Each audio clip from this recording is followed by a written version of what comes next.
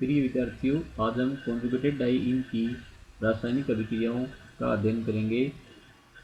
सबसे पहले 1,2 तथा 1,4 एडिशन रिएक्शन के बारे में जानेंगे।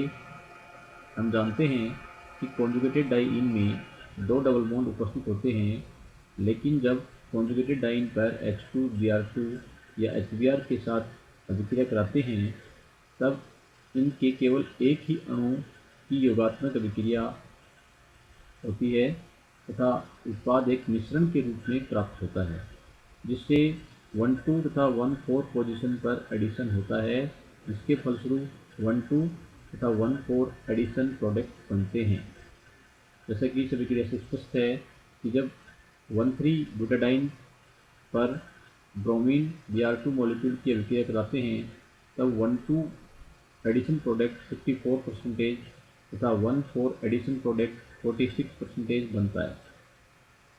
एवं जब 1,3 ब्यूटाडाइन पर HBr की अभिक्रिया -80 डिग्री सेल्सियस तापक्रम पर कराई जाती है तब यहाँ पर 1,2 एडिशन प्रोडक्ट 80% और 1,4 एडिशन प्रोडक्ट 20% बनता है।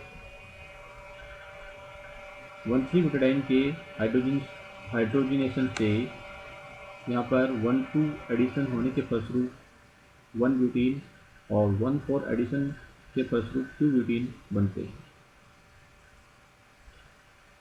1,2 और 1,4 एडिशन प्रोडक्ट की प्रतिशत मात्रा अभिक्रिया के विलायक के ध्रुवता और ताप पर निर्भर करती है। निम्न ताप अध्रुवीय माध्यम में 1,2 एडिशन तथा उस ताप और ध्रुवीय माध्यम में 1,4 एडिशन अभिक्रियाएं संपन्न होती हैं। यदि ताप को 40 डिग्री सेल्सियस तक बढ़ा देते हैं तो उत्पाद की प्रतिशत मात्रा उलट जाती है।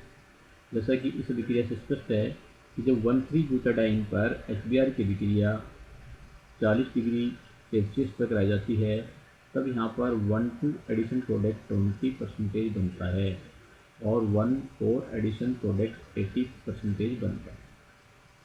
जबकि HBr की अभिक्रिया -80 डिग्री सेल्सियस तापक्रम पर कराने पर यहाँ पर 1,2 एडिशन प्रोडक्ट 80% बना था तो 1,4 एडिशन प्रोडक्ट 20% बना। ऐसा है, तापक्रम को बढ़ाने पर उत्पाद की प्रतिशत मात्रा है वो उलट जाती है। इस अभिक्रिया की क्रियाविधि है वो निम्न प्रकार है। 1,3 ब्यूटाडाइन से जुड़ने वाले अणु जैसे HBr का धनावेशित भाग यानी कि इलेक्ट्रोफाइल C1 से जुड़कर के प्रथम स्टेज में अनुनाद के द्वारा एलिलिक कार्बोकेटायन बनाता है। यहाँ पर HBr का H+ इलेक्ट्रोफाइल 1,3 ब्यूटाडाइन पर इलेक्ट्रॉन समूह जोड़ करके एलिलिक कार्बोनिमाइन बनाता है। ये एलिलिक कार्बोनिमाइन निम्न दो अनुनादी संरचनाओं का अनुनाद समीकर होता है तथा ये अनुनाद के द्वारा स्थायीकृत होता है। यदि यहाँ इलेक्ट्रोफाइल का आक्रमण है वो C2 कार्बन पर होता है तो यहाँ पर बनने वाला प्राइमरी कार्बोकेटायन है उसमें अनुनाद के द्वारा स्थायीकरण नहीं होता है। अब इसमें हम देख रहे हैं कि C2 और C4 कार्बन पर पॉजिटिव चार्ज आता है, अतः न्यूक्लियोफाइल है वो C2 या C4 कार्बन पर आक्रमण करता है। अब जुड़ने वाला अणु का जो ऋणावेशित भाग है न्यूक्लियोफाइल है Br- है वो कार्बोकेटायन के C2 या C4 पर एडिशन करता है, जिसके फलस्वरूप 1,2 या 1,4 एडिशन प्रोडक्ट बनते हैं। अतः इस एलिलिक कार्बोनिमाइन पर न्यूक्लियोफाइल Br- के एडिशन से यहाँ पर 1,2 एडिशन प्रोडक्ट तथा 1,4 एडिशन प्रोडक्ट बनते हैं। ताप बढ़ने पर 1,4 प्रोडक्ट की प्रतिशत मात्रा बढ़ती है। ये इंगित करता है कि 1,2 उत्पाद की तुलना में 1,4 प्रोडक्ट है वो अधिक स्थायी होता है, अर्थात तापक्रम बढ़ने पर 1,4 एडिशन प्रोडक्ट की मात्रा है वो अधिक बनती है। उत्पाद की सापेक्ष मात्राएं अभिक्रिया की गति पर निर्भर करती हैं। जो अभिक्रिया तीव्र गति से होकर उत्पाद बनाती है उसे गतिक उत्पाद काइनेटिक प्रोडक्ट कहते हैं। 1,2 एडिशन प्रोडक्ट बनना इसका एक उदाहरण है। 1,2 एडिशन प्रोडक्ट पुनर्विन्यासित होकर के 1,4 एडिशन प्रोडक्ट बनाते हैं। अतः 1,4 उत्पाद अधिक स्थायी होता है। इसे ऊष्मागतिक उत्पाद थर्मोडायनेमिक प्रोडक्ट कहते हैं। इस अभिक्रिया का सेकंड स्टेप, जिसमें कि न्यूक्लियोफाइल Br- का एडिशन होता है, निर्धारित करता है कि उत्पाद 1,2 होगा या 1,4। अतः दोनों उत्पाद की सेकंड स्टेप की ट्रांजिशन स्टेट के स्थायित्व पर उत्पाद की प्रतिशत मात्रा है वो निर्भर करती है। जब सेकंड स्टेप में Br- एलिलिक कार्बोकेटाइन पर होता है तब 1,2 एडिशन में सेकंड द्वितीय कार्बन पर धनावेश उपस्थित होता है, और दूसरी ओर जब Br14 एडिशन करता है तब एलिलिक कार्बोकेटाइन में धनावेश है वो प्राथमिक कार्बन पर स्थित होता है।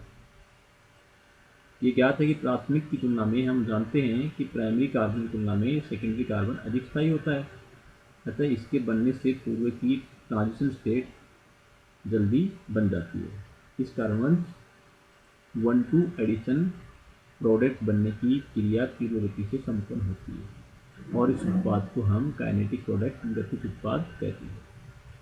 1,4 उत्पाद के बनने से पूर्व की ट्रांजिशन की एक्टिवेशन एनर्जी सक्रिय ऊर्जा अधिक होती है। अतः कम ताप पर इसकी प्रतिशत मात्रा कम होती है, किंतु ताप बढ़ने पर ऊर्जा अवरोधक को पार करने के लिए पर्याप्त ऊर्जा उपलब्ध होती है और 1,4 एडिशन प्रोडक्ट यहाँ पर बनता है।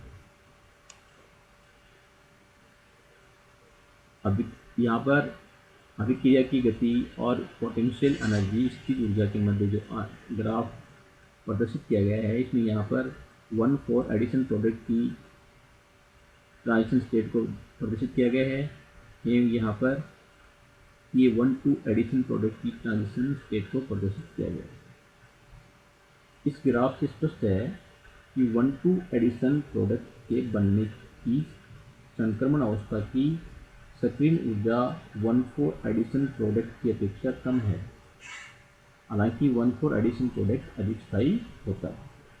निम्न ताप पर 1,2 एडिशन प्रोडक्ट की ट्रांजिशन अवस्था की सक्रिय ऊर्जा कम होने के कारण 1,2 एडिशन ही मुख्य उत्पाद होता है, जबकि उस ताप पर मध्यवर्ती आयनों को इतनी ऊर्जा मिल जाती है कि वे 1,2 तथा 1,4 एडिशन की ट्रांजिशन स्टेट के ऊर्जा अवरोध को आसानी से पार कर लेते हैं, परंतु उस ताप पर दोनों के मिश्रण के मध्य साम्य स्थापित है वो हो जाता है और 1,4 एडिशन प्रोडक्ट है वो अधिक स्थायी होने के कारण से इसकी मात्रा अधिक बनती है। Next, polymerisation बहुलकीकरण। एल्कीन की भांति कॉन्जुगेटेड डाइन का भी पॉलीमराइजेशन आसानी से होता है। सोडियम उत्प्रेरक की उपस्थिति में 1,3-ब्यूटाडाइन को जब गर्म किया जाता है तो रबड़ जैसा यौगिक बहुलक बनता है। यहाँ पर जब 1,3-ब्यूटाडाइन को सोडियम उत्प्रेरक की उपस्थिति में गर्म करते हैं तब यहाँ पर रबड़ जैसा बहुलक है वो बनता है। इसी प्रकार ये अभिक्रिया आइसोप्रीन के द्वारा भी प्रदर्शित होती है। आइसोप्रीन के बहुलीकरण से पॉलीआइसोप्रीन, जो कि प्राकृतिक रबड़ जैसा होता है, बनता है।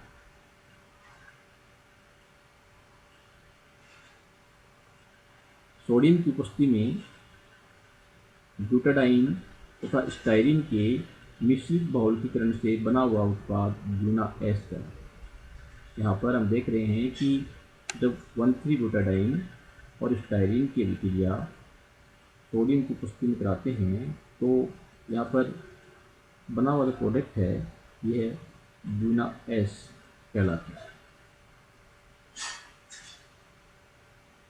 तो यहाँ पर ब्यूना-एस नाम का रबड़ है वो सिंथेसिस होता है। इस रबड़ को सल्फर के साथ जब अभिक्रिया कराते हैं तो डबल बॉन्ड का क्रॉस लिंकिंग हो जाता है, जिससे रबड़ की इलास्टिसिटी है वो बढ़ जाती है।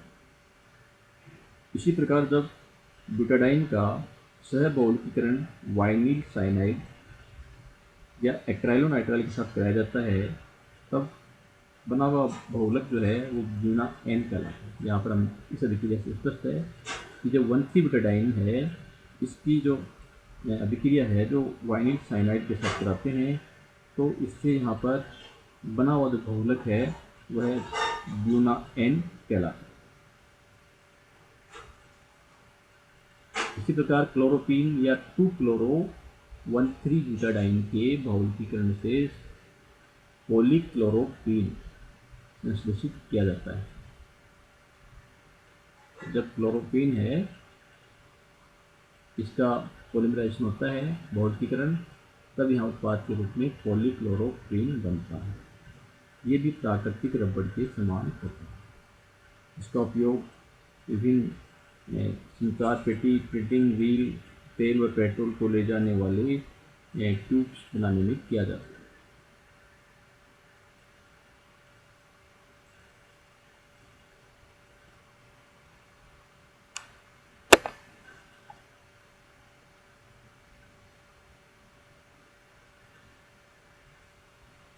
Thank you.